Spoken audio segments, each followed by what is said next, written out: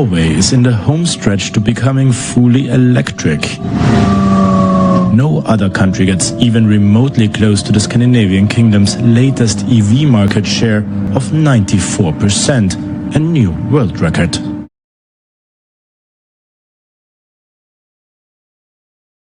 Hello everyone, welcome back to the channel. Today we're going to be diving into how Norway is leading the electric vehicle revolution with a staggering 94% market share for EVs. Norway's success is largely due to the government's tough stance against gasoline cars, and they tax them so high and so heavily that they're becoming unaffordable. Meanwhile, Chinese automakers like BYD and Nio are taking full advantage of Norway's open door policy with no tariffs on Chinese EVs. So special thanks to CGTN Europe channel for this particular feature. I like to give credit for the original content creator. They put a lot of work into their craft, so I will leave the link in the description box below so you can go check them out. And if you're new to my channel, this channel, please subscribe, hit that notification bell and press that thumbs up if you decide to leave before the end of this video. We'll really appreciate it. So fair use, let's get into this. Norway is in the home stretch to becoming fully electric. No other country gets even remotely close to the Scandinavian kingdom's latest EV market share of 94%, a new world record.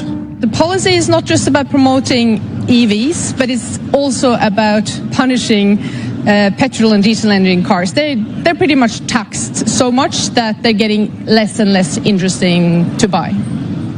In July, Norway's government introduced a measure which makes the leasing of combustion cars financially unattractive.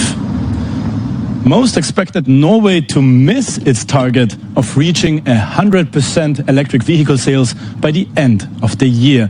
But thanks to new financial incentives, the Scandinavian kingdom made a big leap this summer, and dealerships are about to get rid of their last combustion cars.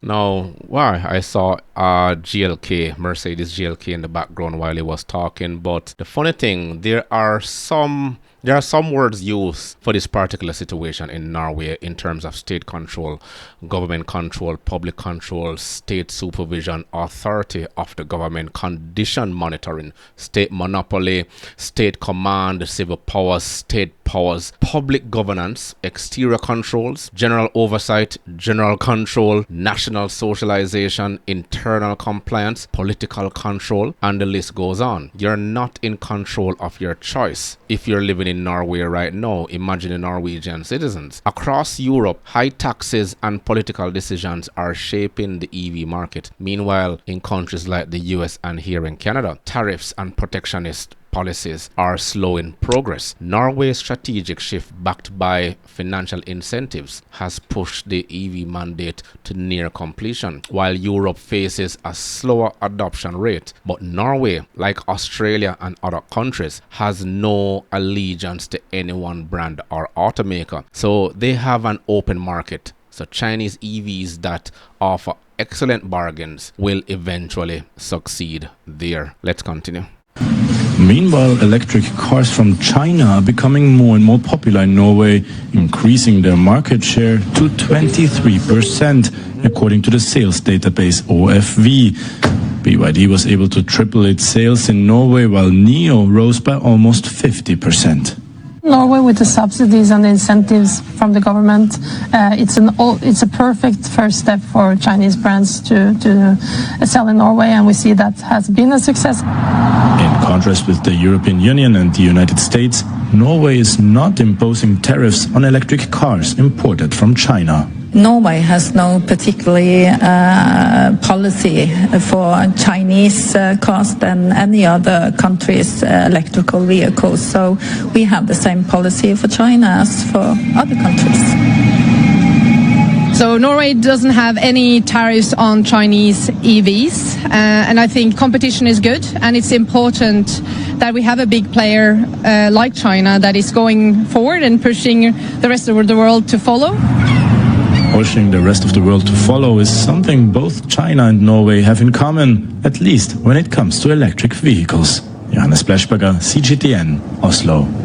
And the funny thing though, you have headlines like VW closing factories and other legacy automakers scaling back due to massive inventory, unable to get them off the lots. And this is crippling legacy automakers back in Europe and here in North America. Chinese automakers, in contrast, are thriving, with BYD tripling its sales in Norway. Special thanks to competitive pricing and options to choose from. Now, in terms of market trends, the influx of Chinese brands offer Norwegian consumers affordable, high-quality EVs, making them a dominant player in the space. The lesson? Policy and economic conditions can drastically affect how quickly a market adopts EVs. Norway does not have a domestic auto sector to protect, so low prices are driving Chinese EVs straight into not only Norwegian garages, but other garages across Europe and the globe who have absolutely no brand loyalty. Now, the big question is, will the rest of Europe and the United States catch up, or will Chinese EV automakers continue to lead and maximize the EV mandate? The evidence is clear. Political and economic impacts are driving this EV transition from the very beginning. Here are the key highlights of this particular video. As you can see, it's just about 2 minutes long.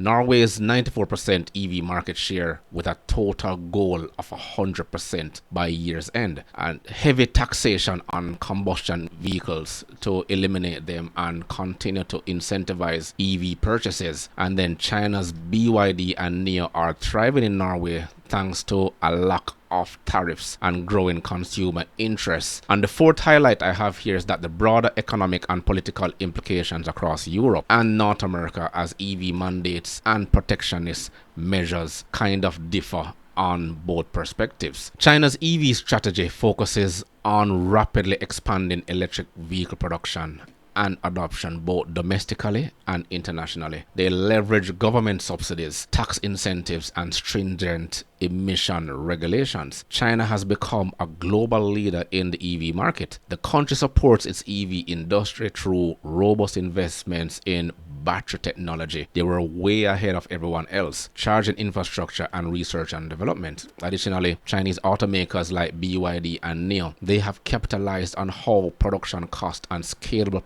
manufacturing, allowing them to export affordable EVs to Europe and other markets. They challenge the traditional automakers and disrupt the global industry, and this is boosted by the Western EV mandate. Guess they never saw China waiting for this particular opportunity to just dive right in. Again, special thanks to CGTN Europe, and Wikipedia did say this is a Chinese sponsored channel. I will leave the link in the description box below. But as usual, let me know your thoughts in the comments, and I will see you in the next video. Remember to grab a copy of my ebook, The Party Manager Guide. Please smash that like button on your way out. It will only take you 1.5 seconds to do so. Until next time.